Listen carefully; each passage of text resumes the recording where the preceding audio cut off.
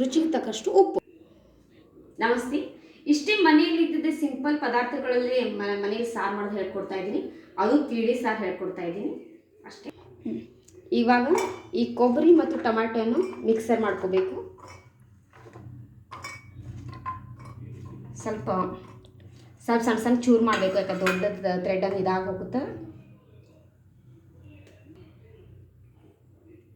ಸಿಪ್ಪಿ ತೆಗೆದು ನಡೀತದ, ಇಲ್ಲಾಂದ್ರೆ ನಡೀತದೆ.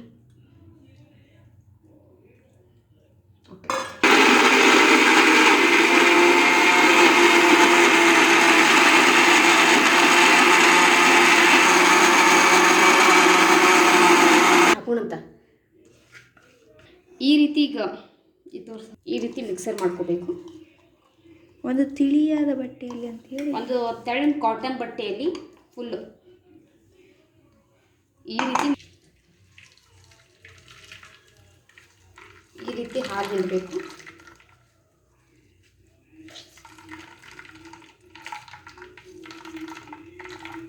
ಮಾಡತ್ತೇನ? ಈ ರೀತಿ ಆಗುತ್ತೆ. ಸ್ವಲ್ಪ ಮತ್ತು ಇದಕ್ಕೆ ನೀರು ಹಾಕಿ ಮತ್ತೊಂದು ಗ್ರೈಂಡರ್ ಹಾಕೋಬೋದು, ಯಾಕಂದ್ರೆ ಇನ್ನೂ ಸ್ವಲ್ಪ ಅಂಶಗಳು ಇರುತ್ತವಲ್ಲ. ತುಂಬ ಟೇಸ್ಟಾಗಿ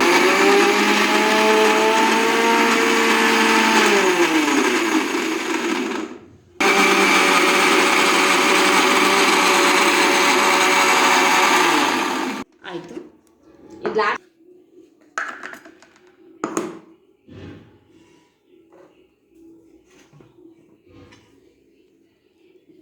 ಲಾಸ್ಟ್ ಆಗೋಲ್ಲ.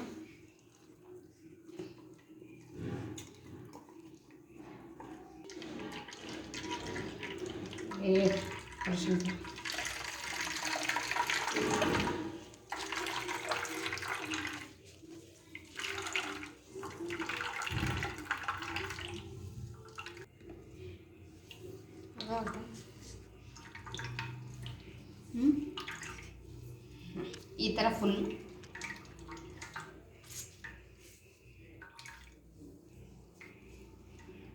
ಓಕೆ. ಅಷ್ಟು ಅಂತ ಬೌಲ್ ಒಳಗೆ ಹಚ್ಕೊಂಡು ಸ್ವಲ್ಪ ಎಣ್ಣೆ ಸಾಕು.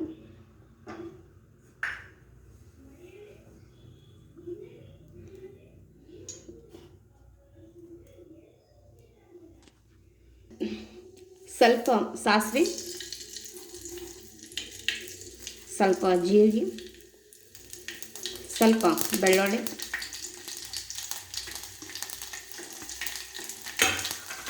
ಒಂದು ಕಡ್ಡಿ ಕರಿಬೇವು. ಈ ಥರ ಚಟ್ಪಟ್ ಅನ್ನಬೇಕು. ಚೆನ್ನಾಗಿ ಬೆಂದಿದೆ ಅಂತ ಅರ್ಥ.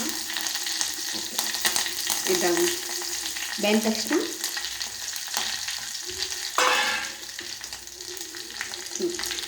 ಈಗ ಆಡಿಸ್ಬಿಡ್ಬೇಕು.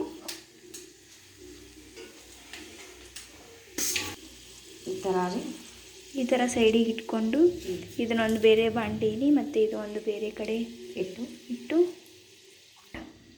ಸ್ವಲ್ಪ ಖಾರ, ರುಚಿಗೆ ತಕ್ಕಷ್ಟು. ಭಾಳ ಖಾರ ಬೇಕಂದ್ರೆ ನಡೀತದೆ. ನಾನು ಸ್ವಲ್ಪ ಮೀಡಿಯಮ್ ತೊಗ್ತಾಯಿದ್ದೀನಿ. ಸ್ವಲ್ಪ ಉಪ್ಪು,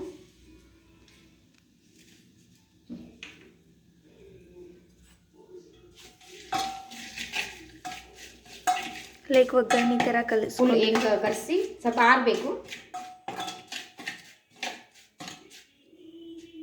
ಆರಲಿ ಹಾಕೋಬಾರ್ದು, ಸ್ವಲ್ಪ ಆರಬೇಕಿದು. ಸ್ವಲ್ಪ ಬೊಗಾಣಿ ಆರಿದ ತಕ್ಷಣ ಇದನ್ನು ಈ ಕೊಬ್ಬರಿ ಹಾಲನ್ನ ಇದಕ್ಕೆ ಹಾಕ್ಕೋಬೇಕು. ಹಾಗೆ ಹಾಕಿಬಿಟ್ರೆ ಇದಾಗ್ಬಿಡುತ್ತೆ, ಒಡೆದು ಬಿಡ್ತದೆ. ಇದು ತುಂಬ ಚೆನ್ನಾಗಿದೆ. ಒಂದು ಹುಡುಗರು ಕೊಬ್ಬರಿನೇ ತಿನ್ನಂಗಿಲ್ಲ, ಬಾಯಾಗ ಬಂದರೆ ಉಗುಳು ಬಿಡ್ತಾರೆ. ಅದಕ್ಕೆ ಇದನ್ನ ಮಿಕ್ಸರ್ ಮಾಡೋದ್ರಿಂದ ತುಂಬ ಪ್ರಯೋಜನ ಇದೆ ಅಂತ ಹೇಳ್ತಾ ಇದ್ದೀನಿ. ಸೌಂದರ್ಯಕವರನೂ ಆಗ್ತದೆ, ಕೂದಲಿಗೂ ತುಂಬ ಚೆನ್ನಾಗಿ ಬರ್ತದೆ. ಅದು ಸೌಂದರ್ಯ ಒಳಗಿಂತ ಜಾಸ್ತಿ ನಾವು ಕೊಬ್ಬರಿನ ಹಚ್ಕೊಂಡ್ರೆ ಅಷ್ಟು ಸ್ಕಿನ್ ಗ್ಲೋ ಬರ್ತದೆ ಅಂತ ನಾವೆಲ್ಲ ಥರ ನೋಡ್ತೀವಿ. ಕೊಬ್ಬರಿ ಎಷ್ಟು ಹೆಚ್ಚು ತಿಂತೀವಿ ಅಷ್ಟು ಚೆನ್ನಾಗಿ ಕಾಣಿಸ್ತೀವಿ ಅಂತಲೂ ಹೇಳ್ತಾರೆ. ಅದಕ್ಕೆ ನಾವು ಕೊಬ್ಬರಿ ಯೂಸ್ ಮಾಡ್ತೀವಿ. ಸ್ವಲ್ಪ ಕೂಲ್ ಆದ ತಕ್ಷಣ ಇದನ್ನು ಹಾಕ್ಬೇಕು. ಇದಕ್ಕೆ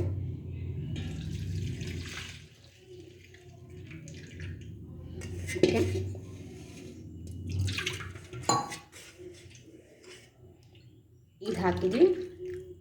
ಸ್ವಲ್ಪ ಟೇಸ್ಟ್ ಬೇಕಂದ್ರೆ ನೋಡ್ಕೋಬೋದು. ಉಪ್ಪು ಖಾರ ನೋಡು, ಉಪ್ಪು ಗಗನ ಸಾರು ರೆಡಿ ಆಗುತ್ತೆ. ತುಂಬ ಚೆನ್ನಾಗಿರುತ್ತೆ ಅಂತ ಹೇಳ್ತೀನಿ. ನೀವು ಮನೇಲಿ ಮಾಡಿಕೊಂಡು ಇಡ್ಲಿಯಲ್ಲಾಯಿತು, ಅನ್ನದೊಳಗಾಯಿತು, ಈ ಥರ ಸಾರು ಮಾಡ್ಕೊಂಡು ತುಂಬ ಚೆನ್ನಾಗಿರುತ್ತೆ. ನನ್ನ ವಿಡಿಯೋ ನಿಮ್ಗೆ ಇಷ್ಟ ಆದರೆ ಸಬ್ಸ್ಕ್ರೈಬ್ ಮಾಡಿ, ಲೈಕ್ ಮಾಡಿ, ಕಮೆಂಟ್ಸ್ ಮಾಡಿ. Thank you for watching.